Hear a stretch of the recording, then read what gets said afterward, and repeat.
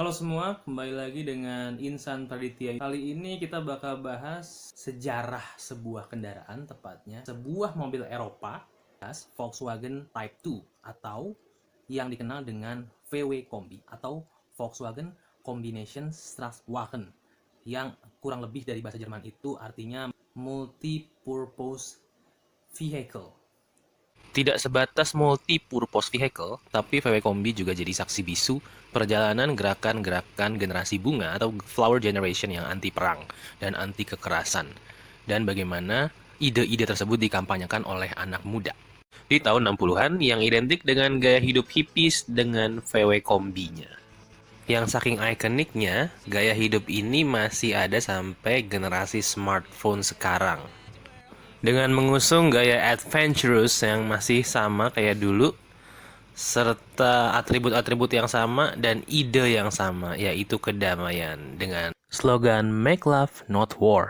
Ide awal dari VW Kombi itu sendiri bukan diprakarsai oleh Volkswagen sebagai manufaktur, tetapi idenya muncul dari Ben Pon yang merupakan importir Volkswagen, yang idenya itu memakai platform Volkswagen Beetle untuk digunakan sebagai multi-purpose vehicle yang diharapkan bisa ngangkut orang maupun barang lebih banyak dari Volkswagen Beetle, dan tentunya punya reliability yang sama.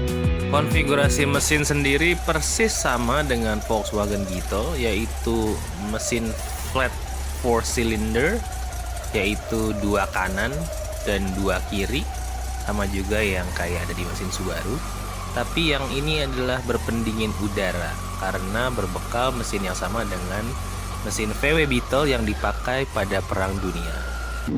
Kombi generasi pertama adalah split window yang diproduksi tahun 50 sampai tahun 67. Inilah yang mengawali awal-awal kelahiran generasi bunga atau flower generations. Ada beberapa varian mesin dari tahun 50 sampai tahun 67, yaitu 1100, 1200, 1500, dan 1600 cc. Sedangkan Kombi generasi kedua punya lifespan yang lumayan panjang, yaitu dari tahun 1967 sampai tahun 2013. VW Kombi generasi kedua ini memiliki mesin yang lebih besar, yaitu 1600 cc, 1700 cc, 1800 cc, dan 2000 cc dengan konfigurasi mesin yang sama, yaitu flat 4 cylinder berpendingin udara. Kendaraan multifungsi ini digunakan bermacam-macam di berbagai aspek kehidupan, mulai dari ngangkut pejabat-pejabat hingga tokoh-tokoh agama di berbagai negara. VW Kombi juga kerap digunakan di dunia aviasi sebagai penjemput penumpang. Kalau di Indonesia buat jemput pramugari dan kaptennya juga sekaligus, hingga pengangkutan barang dari pesawat. Selain dunia aviasi, VW Kombi juga jadi mobil pickup yang digunakan untuk mengangkut barang-barang keperluan manusia yang dibutuhkan di kehidupan sehari-hari, hingga menjadi mobil pak pos. Ketangguhan Kombi di berbagai medan dan muatannya yang besar menjadikan Kombi sebagai pilihan ideal anak muda dengan jiwa-jiwa petualangan yang tinggi. Wujud VW Kombi yang besar dengan gerombolan anak muda di dalamnya kemudian memiliki image rebellious tersendiri, karena ketika itu mobil van sangat jarang dipakai, dan di jalan-jalan masyarakat lazimnya memakai sedan-sedan seperti Chevrolet Impala, Dodge Plymouth, hingga Mercedes-Benz Vintail kalau lu agak kaya, atau Grand Mercedes-Benz Pullman kalau lu kaya beneran.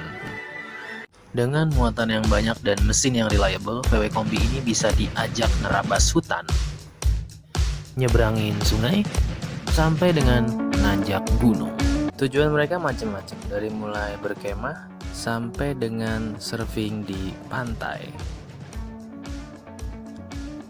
lalu bersenang-senang dengan teman-teman sebaya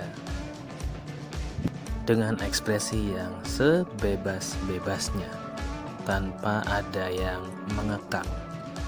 Mungkin ini juga yang diadopsi oleh para penikmat kopi dan senja yang marak beberapa tahun terakhir ini. sebagai eskapisme dari realita 9 to 5. Setelah menghabiskan waktu main di pantai dan camping ria bersama teman-teman sepemikiran, ada satu hal yang gak kalah penting dilakukan, yaitu bakar api unggun sambil gitaran. Yoi, asik banget gak tuh? Gak cuma sekedar rebellious dan ingin terlepas dari nilai-nilai lama dan mengekspresikan diri sebebas-bebasnya, tapi Flower Generation ini juga punya view politik yang sangat progresif, yakni anti kekerasan dan pengekangan. Makanya mereka disebut dengan Flower Generation.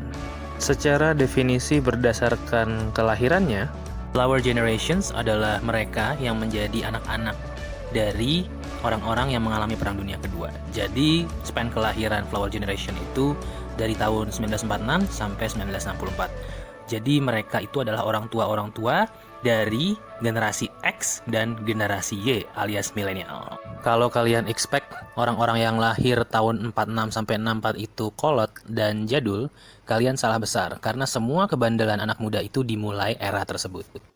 Tentunya nggak sekedar rebel nggak jelas ke orang tua mereka, tapi generasi ini sangat aware terhadap kebebasan individu dan hak-hak sipil berdasarkan hak asasi manusia. Flower Generations juga menyuarakan persamaan hak-hak perempuan, hak-hak LGBT yang kerap dianggap sebagai hal tabu ketika itu, melakukan serangkaian kampanye anti polusi di seluruh dunia,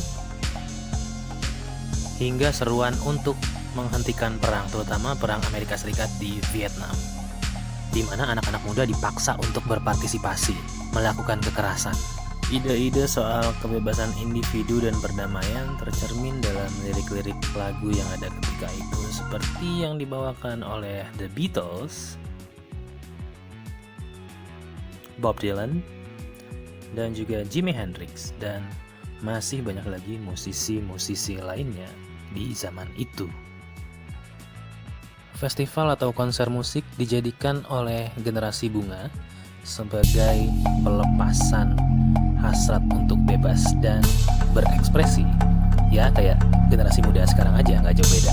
Salah satu yang terpenting di era ini adalah sexual revolution atau revolusi seksual yang menentang pandangan-pandangan lama dan kolot soal tabunya aktivitas seksual. Menurut mereka, hasrat dan aktivitas seksual tidak seharusnya dibatasi oleh aturan apapun. Otoritas manusia atas ketubuhannya diekspresikan di era ini dalam berbagai bentuk, termasuk diantaranya adalah public nudity atau ketelanjangan publik, yang juga seringkali disertai dengan naked body painting, yakni mewarnai tubuh dengan gambar-gambar yang mereka anggap berseni untuk kemudian berpartisipasi di acara-acara publik seperti festival musik atau sekedar bersantai di pantai. Begitulah cerita kenapa VW Kombi sangat ikonik, karena ia telah menjadi saksi bisu perjalanan sebuah generasi yang mencoba membangkang dan mendobrak dari nilai-nilai lama. VW Kombi menjadi simbol dan bagian yang tidak terpisahkan dari pergerakan anak muda tahun 1960-an yang mengkampanyekan bahwa kebebasan berekspresi, kebebasan individu, dan anti kekerasan sebagai nilai-nilai yang memanusiakan manusia yang selama ini terperangkap oleh institusi dan aturan-aturan yang dibuatnya sendiri.